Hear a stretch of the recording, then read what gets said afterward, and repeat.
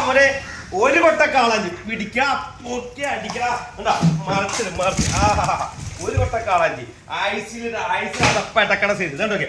ഇതാണ് മോനെ red snapper പുഴച്ചമ്പല്ലി. എത്ര കിലോ ഉണ്ടെന്ന് അറിയാവോ?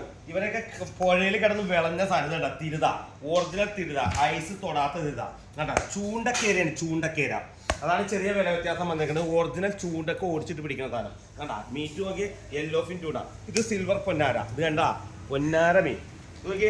നല്ല മഡ്ക്രാബ്, അടിപൊളി ക്വാളിറ്റി മഡ്ക്രാബ്, ഇടിലൻ സാധനം, എല്ലാം ജീവനുണ്ട് കേട്ടാ.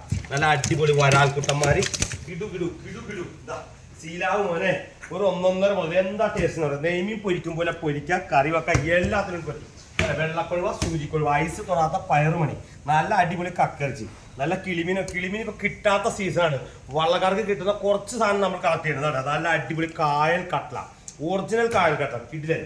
നല്ല അടിപൊളി സൂപ്പർ, നല്ല അടിപൊളി കർത്താവോലി, വെള്ളാവോലി. ഇതാ ഒറിജിനൽ വെള്ളച്ചൂര. ഇതാ പുഴനാരൻ വലുത്, പുഴനാരൻ വലുത്, ചെറുതും ഉണ്ടാകുന്നത്. ചെറുത് മീറ്റാക്കി വെച്ചേക്കണത്, ചെറുത് ലൈവ് ഇട്ടിട്ടില്ല. അതാ നല്ല അടിപൊളി കടലിനുണ്ട്.